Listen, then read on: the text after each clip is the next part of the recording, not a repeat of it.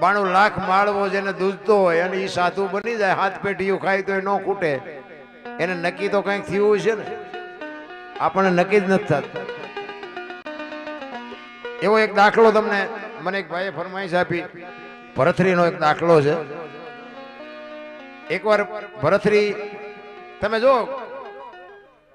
ભરથરી પીંગળા વગર બાપુ રહી જ નહોતો હકતો. પીંગળા જેની રાણી, એના રાણી વગર રહી જ નહોતો હકતો. હવે ઈ જ રાણીને બાપુ માં કેવી પડી અને રાજપાટ છોડીને જવું પડ્યું, તો આ પરિવર્તન કેટલું. ભરથરી એકવાર શિકાર કરવા માટે જાય છે, 4-5 સૈનિકો છે, શિકાર કરીને આવતા હતા.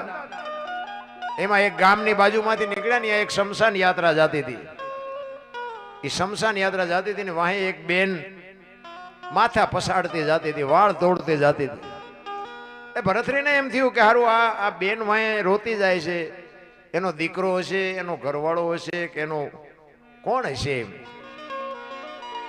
અને શમશાનમાં છેક એ બાઈ ગઈ એટલે ભરથરીને એમ થયું ખરું શમશાનમાં બૈરા ન જાય, આ બૈરું જાય છે, આપણે જોવું છે શું થાય છે એમ. એક બાજુ ઘોડા લઈ અને ઉભા રહ્યા અને બાઈ કહે છે કે હવે મારું 17 હતું એ વયું ગયું, મારે જીવીને હવે શું કામ હોય. 2 જણે પકડી રાખ્યા છે બેનને. એ કે ભાઈ જે બનવાનું હતું એ બની ગયું, કે ના મને મારા ધણી હારે સતી થવું છે, મારે મારા ધણી હારે મરી જવું છે. એ ચિતા ગોઠવી અને સબને ઉપર મૂકી અને આગ ચાંપી અને ભડ ભડ ભડ ભડ મંડ્યું હળગવાનું. બાપુ એ દીકરીએ જોંટ મારી અને નીકળી ગઈ અને હળગતી અગ્નિમાં બાપુ એ દીકરી ચડી ગઈ. અને ભરથરી ઘોડા ઉપર બેઠો બેઠો જોવે છે અને આ બેન હળગતી ચિતામાં બાપુ એક ઉકારો ન કરે અને એ જોવે એમ બાપુ ખાખ થઈ ગયો ભાઈ. અને કોક ત્યાંથી નીકળ્યો ને ભરથરીએ પૂછ્યું કે ભાઈ આ બેન ને શું થતું હતી ભાઈ જે ગુજરી ગયો એ? તો કે એ એનો ઘરવાળો હતો અને એ એના પત્ની હતી. એટલે ભરથરી વિચાર કરે કે હારો આમને કેટલો પ્રેમ હશે. આ એક ધણી મરી ગયો અને જીવતી જાગતી બાપુ હળગતી અગ્નિમાં હોમાઈ ગઈ અને એક ઉકારો ન કર્યો. આ પ્રેમ કેવો હશે? એનું મગજ બાપુ કામ નથી કરતું. ભરથરીને આવ્યા, ઘરે આવીને હિંડોળામાં બેઠો છે, પિંગળા અરે વાત નથી કરતો, સોન મૂન બેઠો છે. પિંગળા પૂછે છે કે કેમ તમે આજ કઈ બોલતા નથી? પાણી લઈ આવું, ચા બનાવું, જમવાનું આપું? ભરથરી કાંઈ નથી બોલતો. પિંગળા બહુ આજીજી કરે છે પણ છે શું, કેમ નથી બોલતા? ત્યારે ભરથરી કહે છે કે આજે મેં એક ચિત્ર જોયું ને ભાઈ, મારું મગજ હજી કામ નથી કરતું. કે શું હતું? એ કે એક ગામની બાજુમાંથી નીકળે, અહીંયા શમશાન યાત્રા નીકળીને એક ભાઈ ગુજરી ગયો તો એના ધર્મપત્ની હતા. એ એના ઘરવાળાને હળગાવ્યો ને એમાં હળગતી અગ્નિમાં બાપુ એ દીકરી ચડી ગઈ અને હું ભાળું ને એમ જીવતી જાગતી હળગી ગઈ. એ પ્રેમ કેટલો છે હું હજી વિચાર કરું છું. ત્યારે પિંગળા પૂછે છે કે અગ્નિ આપી હતી કે એના હાથે પ્રગટી હતી? તો કે એ તો આપી હતી. કે તો એ 3જા નંબરનો પ્રેમ કહેવાય, એમાં એ કે પ્રેમ ન કહેવાય. ભરથરી વિચાર કરવા મનાણો કે આ 3જા નંબરનો પ્રેમ હોય તો 2જા નંબરનો કેવો હોય છે, 1લા નંબરનો કેવો હોય છે? તો કે આ 3જા નંબરનો કહેવાય. તો કે હા. તો કે 2જા નંબરનો કેવો હોય? એ કે ધણીનું માથું ખોળામાં લઈ અને હરિનું સ્મરણ કરે અને જમણા પગના અંગોઠેથી એની હાથે અગ્નિ પ્રગટ થાય, એને 2જા નંબરનો કહેવાય. અને 1લા નંબરનો પ્રેમ? તો કે 1લા નંબરનો પ્રેમ એને કહેવાય કે તમારો ધણી ગુજરી ગયો એ વાત કાનમાં પડે, એ કાનમાં પડ્યા પછી જો શ્વાસ લીધો હોય એ બારો ન નીકળે, જો બહાર લીધો હોય તો અંદર ન નીકળે, જીવ નીકળી જાય, અને 1લા નંબરનો કહેવાય.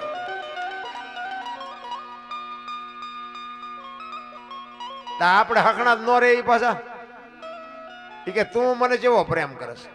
પિંગળાને ભરથરી કહે છે. એટલે પિંગળા વિચાર કરવા મનાણી કે હવે આમને, અને સ્વાભાવિક છે આપણું બૈરું આપણને 1લા નંબરનો કરતું હોય, 5મા નંબરનો કરતું હોય, તો એમ જ કે 1લા નંબરનો હોય. પણ પિંગળા બાપુ વિચાર કરે છે કે આ દરબારને અવળું હુજ્યું. એ કે હું તમને 1લા નંબરનો જ કરું છું, પણ તમે આ બહુ ઊંડા ન ઉતરશો. કે આ તમારે કંઈ કરવાની જરૂર નથી. એ કે ના ના એવું નથી, પણ એ કે મને આમ તું દિલથી કે ને મને એમ કે તું કેટલા નંબરનો પ્રેમ કરે છે. પીંગળાને એમ થયું કે હવે આમને હું કહીશ ને તો આ માનશે નહીં અને આ પરીક્ષા કરશે ને તો દુઃખી થવાના છે. કારણ કે બાપુ પતિવ્રતા નારી 92 લાખ માળવો જેને દૂધ તો એનું બૈરું કઈ જેવું તેવું તો હોય નહીં. એ કે મને કહે તો ખરી કે તું મને કેવો પ્રેમ કરશ. ત્યારે બાપુ પીંગળાએ કીધું કે દરબાર હું તમને પહેલા નંબરનો પ્રેમ કરું છું, પણ અખોતરો ન કરતા ને રોતા નહીં આવડે. ચેલેન્જ મારી દીધી, હું તમને પહેલા નંબરનો બાપુ આપણું બૈરું જો આપણું જ હોય ને તો એ પહેલા નંબર નો જ કરતું હોય, અખતરો ન કરતા ને કે રોતા નહીં આવડે. એ કે ના ના એવું તો નહીં કરે, પણ તોય આપણે તો ન હકણા રહી. 400 મહિનાનો સમય થયો ને બીજી વાર શિકાર કરવા ગયા ને એનો ભાઈ વિક્રમ ભેગો છે. વિક્રમને કીધું એ કે તું મારો ઘોડો ને તારો ઘોડો બે લઈને જા અને ઘરે તારા ભાભીને કહેજે. એ પૂછે કે તમારા ભાઈ ક્યાં ગયા, તો તારે કહેવાનું સિંહના શિકારમાં કાયમ આવી ગયા. એ કે પણ ભાઈ આવું શું કામ કરવું છે, નહીં કંઈક બનશે ને તો દેકારા બોલી જાય, ખોટું આવું વંટોળિયા હું ચડાવીને કામ છે. એ કે હું તને કહું એ તારે કરવાનું, ઉપાડ. વિક્રમ આવ્યો બાપુ રાજમાં ઘોડા લઈને, અને બે ઘોડા લઈ આમ દોરીને જતો હતો ને આમે અટારીમાં પીંગળા ઊભી છે, આમ અટારીને હાથ પકડી અને પડખે દાસી ઊભી છે. અને પીંગળાએ પૂછ્યું વિક્રમભાઈ તમારા ભાઈ ક્યાં? વિક્રમ બોલ્યો નહીં કે તમને કહું છું વિક્રમભાઈ તમારા ભાઈ ક્યાં ગયા? એ કે ભાભી મારા ભાઈને સિંહના શિકારમાં કાયમ આવી ગયા, મારા ભાઈ વિયાઈ ગયા.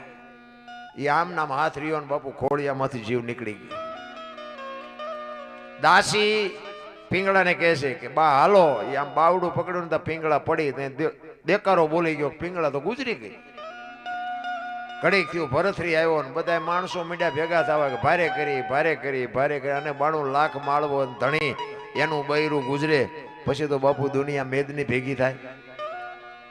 ભરથરી માથા પછાડે દેકારો મીડો કરવા, મને આવી ખબર નહોતી, મને આમ નહોતું, મને આમ નહોતું. દેકારા મીડા બોલવાના. આખી બાપુ ઉજ્જૈનમાં નગરીમાં બાપુ ખબર પડવા માંડી. ચારે બાજુથી કીડીયું ઘોડે માણા મીડું ઉભરાવા. ભરથરી બાપુ આમ તમે જોવો તો ધૂળમાં માથા પસાડે, વાળ તોડે, કપડા ફાડે, પીંગળા કરે.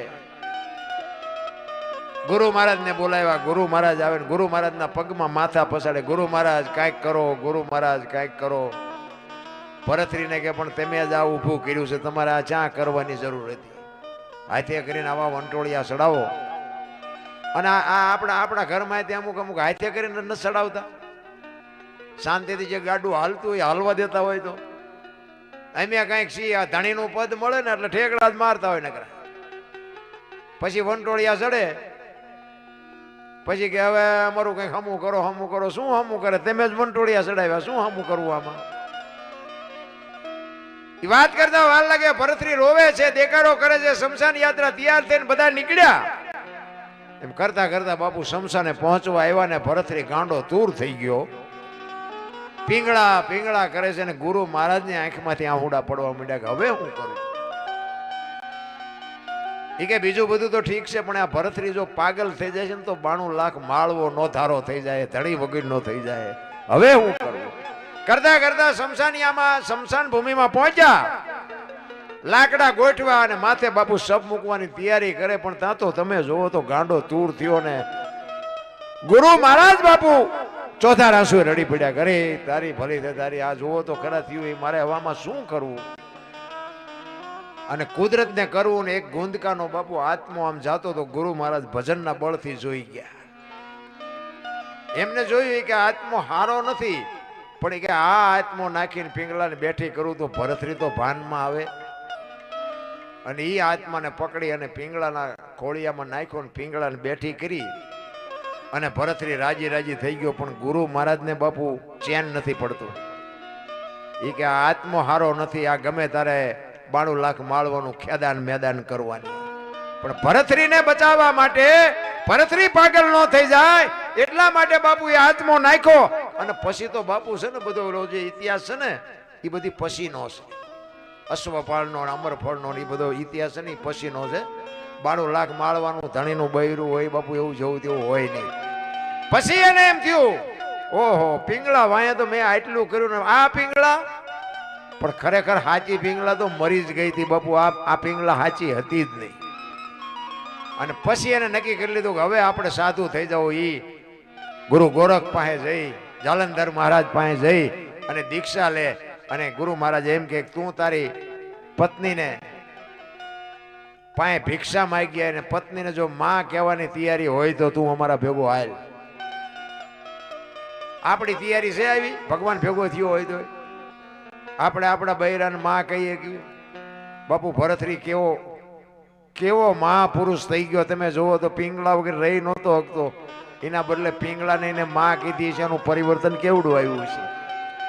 પણ એવા જયારે સદગુરુ મળે, સદગુરુ તમને શાન આપે ને પછી જ બાપુ આ નક્કી થાય, બાકી એમનામ નક્કી કોઈ દી થાય જ નહીં. એટલા માટે એક ગુરુ મહારાજની વાણી કરીશું એ મારે, કારણ કે ગુરુ છે ને, ગુ છે અંધકાર છે, રૂ છે પ્રકાશ છે. અંધકાર માંથી જે પ્રકાશમાં લઈ જાય ને એને ગુરુ કહેવાય.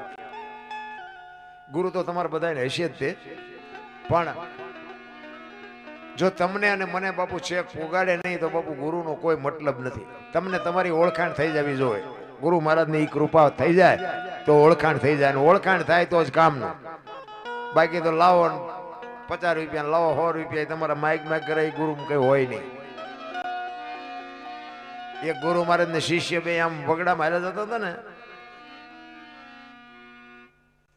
સંજ્ઞાનો સમય થયો બરોબર, દી આથમનો ટાઈમ હતો ને, તો ગુરુ મહારાજે કીધું શિષ્યને કે હવે સંધ્યા આરતીનો ટાઈમ થઈ ગયો, એટલે મારે સંધ્યા પૂજા કરવી પછી જ આપણે આગળ હાલવાનું છે, ઘડીક બેસી જા.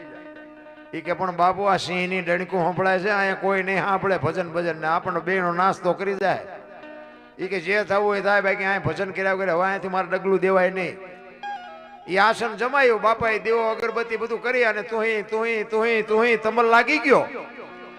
એ તાર લાગ્યો પડખે શિષ્યએ બાપુ આસન લગાવ્યું, પણ એનો તાર લાગે નહીં. ઘડીએ ઘડીએ આંખ ઉઘડી જાય. સિંહ આવશે જ નહીં ને, સિંહ આવશે જ નહીં ને. અને આવા કપાતર પાછા બોલે થાય તે. સિંહ આવ્યો તે, એ આવ્યો ને અને આમ સિંહ ને ભાડ્યો ને, અને આ ભાઈ ઝાડવે સડી ગયા. ઈ કે ગુરુ મહારાજ ગયા. અત્યારના ચેલા જાજો ભાગ ગુરુ નાસ્તો કરાવે એવા જ હોય જાજો. ઈ ઝાડવા ઉપર બેઠો બેઠો જોવે છે, ગુરુ મહારાજ ગયા. ઈ હાવદિયા આવ્યો, આવીને આમ ગુરુ મહારાજ ને પરિક્રમા કરી, સામે બે પગ લાંબા કરી ગુરુ મહારાજ ને વંદન કરી, અને સિંહ વ્યો ગયો. શિષ્ય ઉપર બેઠો બેઠો જોવે છે કે હું બેઠો તો મને પગે લાગે, આ તો પગે લાગીને વ્યો ગયો. વળી હેઠો ઉતરીને બેસી ગયો. એ બધું ઘડીક થયું ને બાપુ જાય ગયા, બધું કર્યું ભેગું. ગુરુ કે એલામાં આમાંથી કંઈક તો પડે, કમડળ ને જોડી ને ચીપીઓ ને આ બધું મારે એકલાને જ લેવાનું. એટલે કે બાપુ ચીપીઓ લાવો. એ ચીપિયા ની ઓલી કડી આવે ને, કડીમાં આંગળી ભરાવીને આમ ફેરવતો જાય ને બાપુ અરે વાતો કરતો જાય. એ કે બાપુ હમણાં કે અહીંયા આપણે બેઠા ને કે સિંહ આવ્યો હતો. બાપુ કે આવ્યો હોય છે. એ કે બાપુ મને બીક લાગી તો હું ઝાડવા સડી ગયો, કે સડી ગયો હોય છે. એ કે બાપુ તમને પછી કે પરિક્રમા કરીને પગે લાગીને વિયો ગયો. બાપુ કે વિયો ગયો હોય છે. એમ કરતો જાય ને ચીપીઓ ફેરવતો જાય ને, એમાં ચીપીઓ બોરડીમાં ભરાણો, અને બોરડીમાં મધ બેઠેલું. અને ભાઈ મધ ઉડ્યું, શાંતિથી બેઠું અને ઉડાડ્યું એટલે શું થાય તો બધાને ખબર છે. બેન સોટ્યું હો ગુરુ ને ચેલા બેને. આમાં માથા કરતા કરતા બે ખેતરવા ગયા. ઓલો ઓલાને કાંટા કાઢે ને ઓલો ઓલાને કાંટા કાઢે, લાલ સોળ કરી નાખ્યા. ઓ ભાઈ બેન આગળ જઈને પછી ઉભા રહ્યા. ઓલો શિષ્ય કે બાપુ એક વાત કહું. કે શું? એ કે ઓલો સિંહ આવ્યો તો બાપુ તમે હલ્યા નહીં, આવડી આવડી માઇકુમાં કે ઠેકડા મારવા માંડ્યા. બાપુ કે સિંહ આવ્યો ને તારે મારી હારે અખિલ બ્રહ્માંડ નો માલિક હતો ને, આ માયકું આવી ને તે કપાતર તું છો મારી હારે. એમ સંગ કોક નો હારો હોય ને તો ઠેકડા ન મારવા પડે, સંગ કોક નો હારો કરાય. એટલે ગુરુ તો બાપુ જો કઈક એવા ગુરુ હોય ને તો આ તમને આ દુનિયાથી ઓલી દુનિયામાં તમને પુગાડી દે. એટલે સવારામ બાપા એના ગુરુ મહારાજ ની વાત કરે છે કે મારા ગુરુ મહારાજ મને ન મળ્યા હોત તો મારી શું દશા થાત. એના ગુરુ મહારાજ ની વાત કરે છે. જુગતી કરીને જોવા હાલી મારા સદગુરુએ બતાવી મને